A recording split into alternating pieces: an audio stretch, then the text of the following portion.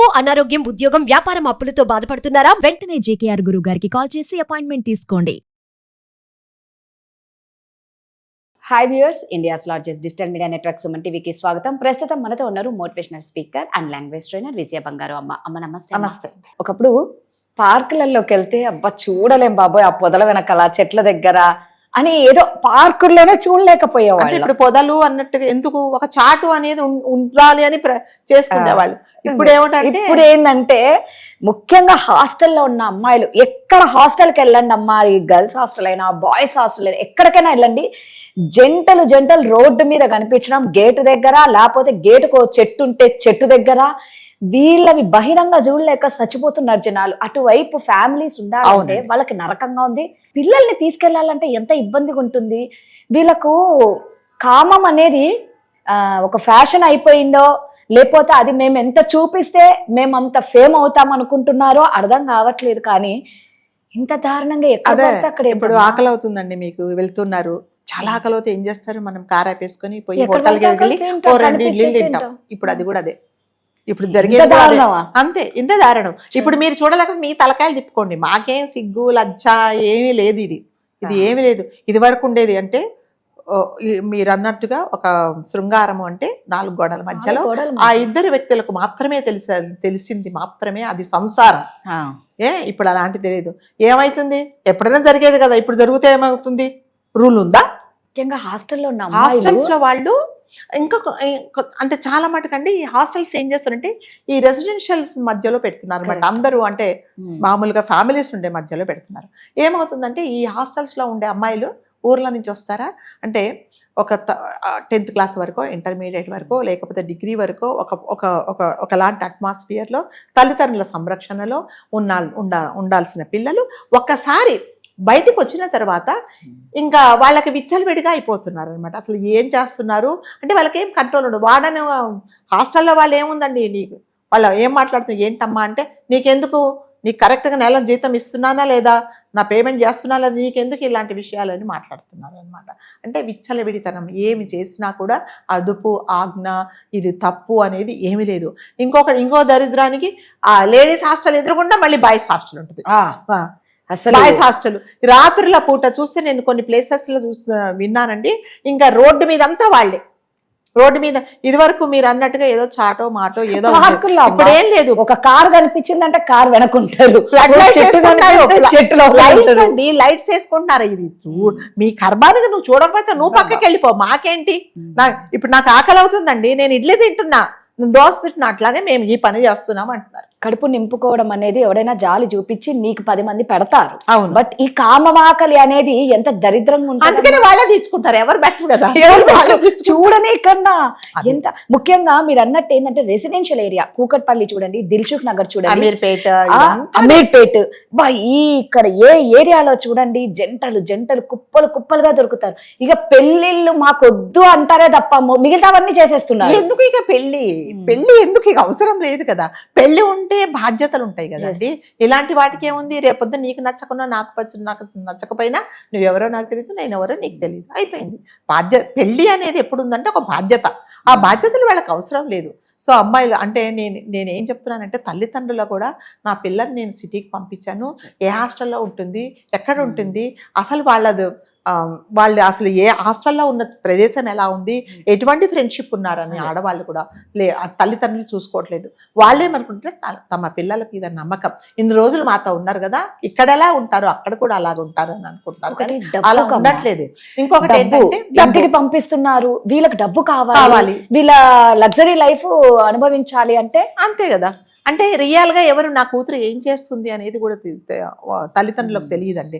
ఏ తల్లిదండ్రి ఏ పిల్లలు ఏ తల్లిదండ్రికి, కొంతమంది తల్లిదండ్రులకు ఈ పిల్లలు ఏ హాస్టల్లో ఉంటున్నారో కూడా తెలియదండి, ఏ ఊర్లో ఉంటున్నారో కూడా తెలియదు.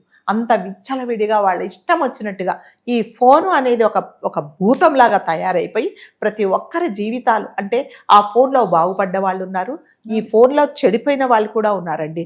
అంటే ఇదివరకు మనం చెప్పినట్టుగా అబ్బాయిలు క్యూలో ఉంటున్నారు, అమ్మాయిల క్యూ తగ్గిపోతున్నప్పుడు అబ్బాయిలు ఈ తగ్గిపోయే క్యూలో నుంచి తొందరగా వెళ్ళిపోవాలని చెప్పేసి వెళ్ళిపోతున్నారు అనమాట. ఎందుకంటే నేను క్యాచ్ చేసుకోవాలి, లేకపోతే ఎవరన్నా పట్టుకుపోతారేమో అన్నట్టుగా అయిపోతున్నారు. అంటే ఒక డిసిప్లిన్, ఒక ఇదిగా ఉండాలి. మన లైఫ్ కదా, మనం ఎప్పటికైనానండి, ఎవరికైనా ఏ వయసు వచ్చిన వాళ్ళకు కూడా, చిన్నపిల్లలు కూడా ఒక సెల్ఫ్ డిసిప్లిన్ అని ఉన్నదనుకోండి, ఎవ్వరు చెప్పరు నువ్వు పలానా చోటుకి వెళ్ళు, పలానా పని చేయమని నీవు నేను ఈ పని చేసినందువల్ల నాకు నష్టమా లాభమా, నా జీవితంలో నేనేమన్నా నష్టపోతానా అనేది ఎవరు చూసుకోవట్లేదు. నాకు టెంపరీగా ఇప్పుడు దాహం వేసింది, మంచినీళ్ళు తాగేశాను, అంతేగాని దీనివల్ల నాకు ఏం జరుగుతుంది అనేది ఏం ఆలోచించుకోవటం లేదండి. అంటే నేనేం చెప్తున్నా అంటే అమ్మాయిలు కూడా అందరినీ గుడ్డిగా నమ్మకండి. అబ్బాయిలు ఎలా ఉంటున్నారో తెలియదు, అట్లాగే అబ్బాయిలు కూడా అమ్మాయిలను నమ్మకండి.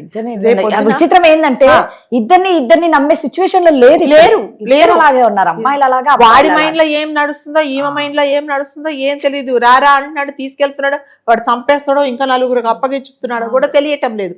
అమాయకులైన తల్లిదండ్రుల ఊర్లలో మీరు ఏమైపోతున్నారో తెలియకుండా, మీరు ఎక్కడున్నారో తెలియకుండా గుండెలు బాదుకొని ఏడుస్తున్నారు. రేపు పొద్దున ఏం చేస్తున్నాడు, ఫోన్ చేసి మీ అమ్మాయి పలానా చోట దొరికింది, చంపేశారు అన్నప్పుడు వాళ్ళ పరిస్థితి ఎలా ఉంటుందో చూడండి. అంటే ప్రతిదానికి ఒక లిమిట్ పెట్టుకోండి. అబ్బాయిలతో మాట్లాడేటప్పుడు అసలు ఏంటి, నేనేం చేస్తున్నాను, ఇతను లైఫ్ అంతా ఇతనితో ఉంటానా ఉండనా అనేది ఏమీ లేదండి, ఇష్టం వచ్చినట్టు చేస్తున్నాను. హాస్టల్స్లో అయితే భయం అనేది ఉండదు అనమాట. భయము భక్తి అనేది ఏమి ఉండదు. వాళ్ళు అంటే వాళ్ళ ఆ హాస్టల్స్లో నడిపించే వాళ్ళ బాధ్యత ఏంటంటే వీళ్ళు వచ్చినప్పుడు అన్నం పెట్టాలి, లేకపోతే వీళ్ళు వీళ్ళు సాలరీ ఇస్తున్నారా, రూమ్ రెంట్ కడుతున్నారా లేదా, ఆ రెండే వాళ్ళ కన్సర్న్. అదే కొన్ని మామూలుగా హాస్టల్స్లో, గవర్నమెంట్ హాస్టల్స్ ఒకవేళ ఒక చోట నడిపించే ప్రైవేట్ హాస్టల్స్ వాళ్ళకు ఒక రెస్పాన్సిబిలిటీ ఉంటుంది అనమాట. వీళ్ళకి అలాంటిది ఏమీ లేదు. అంటే వీళ్ళు ఏమీ దగ్గర కంట్రోల్ అనమాట. వాళ్ళ కంట్రోల్ చేసేది వీళ్ళ చేతులలో ఉండదు. ఇష్టం వచ్చినట్టు తిరుగుతున్నారు, ఇష్టం వచ్చినట్టు. కానీ వీళ్ళ వల్ల అంటే ఈ హాస్టల్స్ ఎక్కువ అయిపోవడం వల్ల ఎంత ప్రాబ్లం, డ్రైనేజ్ ప్రాబ్లం అయిపోతుంది. అవును, వాటర్ ప్రాబ్లం ఫుల్ అయిపోతుంది. ఇంకొకటి అన్నిటికీ మించి పిల్లలకి ఏం చూపించాల్సి వస్తుందో అని భయం వేస్తుంది బయట అడుగు పెట్టాలంటే.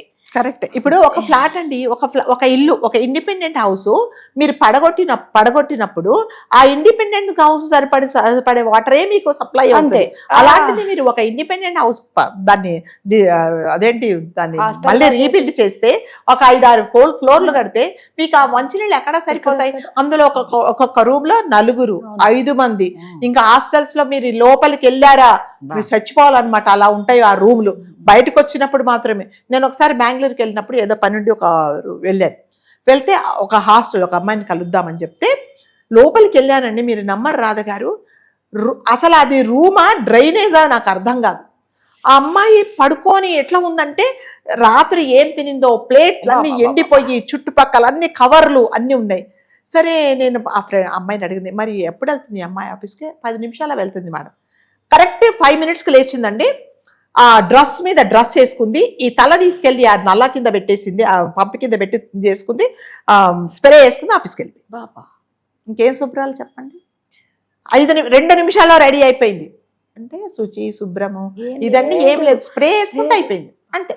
2 నిమిషాలు అసలు ఎంత టిప్ టాప్గా తయారై వెళ్ళిపోయింది. అంటే హాస్టల్స్లో ఉండే వాళ్ళకి ఇవన్నీ ఏమి ఉండవండి.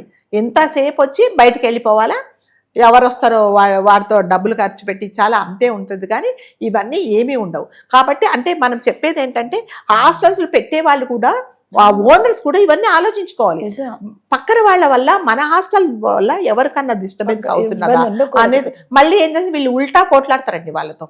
ఏంటి ఇలా చేస్తున్నారు, మా ఇష్టం, మా హాస్టల్ ముందు మేము కూర్చుంటే మీకేంటి అనేది. వాడు కింద నుంచి వచ్చి హార్న్ కొడతాడు. ఆ రూమ్ అదెవరో 4వ ఫ్లోర్లో ఉండే రూమ్లో ఉండి వాష్రూమ్లో ఉండడానికి వినిపించాలి వీడి హార్న్. అప్పటిదాకా కొడుతూనే ఉంటాడు. నేను చాలా మటుకు ఇలా అర్ధరాత్రి అయిందంటే ఇలా కేకుల గోళ, బర్త్డే అయిందంటే కేక్. ఇప్పుడు ఈ బర్త్డేలు ఏం చేస్తారంటే రోడ్డు మీద వచ్చి సెలబ్రేట్ చేసుకుంటున్నారు అనమాట, లోపల కాకుండా.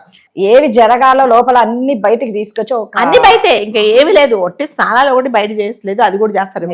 అది కూడా అయిపోయింది, ఆశ్చర్యం. అందుకని హాస్టల్స్ లో ఉండే వాళ్ళకి తల్లిదండ్రులు కనీసం మీరు జాగ్రత్తలు చెప్పి పంపించండి. అంటే మంచి పిల్లలు అంటే ఎవరైనా సరే అమ్మాయిలకు నేను మీరు ఎక్కడికి వెళ్తున్నారో కనీసం ఒక మూడో వ్యక్తికి చెప్పండి. రేపొద్దున ఏదన్నా జరిగితే అదిగో నాకు చెప్పిపోయింది ఇలా అని పలాని చోటుకి వెళ్ళింది అని అన్న వాళ్ళు చెప్తారు. మీరు ఎక్కడికి వెళ్తున్నారో ఎవరితో వెళ్తున్నారో ఎప్పుడు వస్తారో తెలియక మీ ఫోన్ స్విచ్ ఆఫ్ అయిపోతే తల్లిదండ్రులు ఎవరితో మాట్లాడతారండి? ఎవరిని అడిగినా నాకు తెలియదు అంటారు. ఏమ్మా మా అమ్మాయి తెలియదు అంకుల్ మాకు అని అంటున్నారు. ఎందుకంటే మీరు ఎవరికి చెప్పట్లేదు. అట్లీస్ట్ మీరు ఎక్కడికి వెళ్తున్నారో మీ లొకేషన్ మీకు సంబంధించిన వాళ్ళకి ఒక్కరికి షేర్ చేయండి. అంటే అది మీ సేఫ్టీనే. రైట్. రేపు పొద్దున వాడు ఏమన్నా మిమ్మల్ని ఎక్కడికైనా తీసుకెళ్ళినా పలాని చోటికి ఈ అమ్మాయి వెళ్ళింది అని తెలుస్తుంది. అది ఎవరు చేయట్లేదండి. అంటే అమ్మాయిల మీద మనకేం కోపం లేదండి. మీరు మీ జాగ్రత్త కోసమే చెప్తున్నాం. మీరు ఉండే ప్లేసు మీ కొంతమంది తల్లిదండ్రులకు మళ్ళీ చెప్తున్నా, పాపం పిల్లలు ఏం చదువుతున్నారో తెలీదు, ఏ ఉద్యోగం చేస్తున్నారో తెలీదు, ఎక్కడ ఉంటున్నారో తెలీదు. కొంతమంది ఇంకా దుర్మార్గంగా పెళ్లిళ్ళు చేసుకొని పిల్లలు కానీ కూడా తల్లిదండ్రులకు చెప్పట్లేదండి. ఇంకేం చేయాలి చెప్పండి? నిజమే. అమ్మాయిలు అబ్బాయిలు ఇద్దరు జాగ్రత్తగా ఉండండి. మీ మీద ఎంతో నమ్మకంతో పేరెంట్స్ ఇక్కడ పంపిస్తున్నారు. వాళ్ళని బాగా చూసుకొని వాళ్ళ నమ్మకాన్ని నిలబెట్టండి. థ్యాంక్ యూ అండి.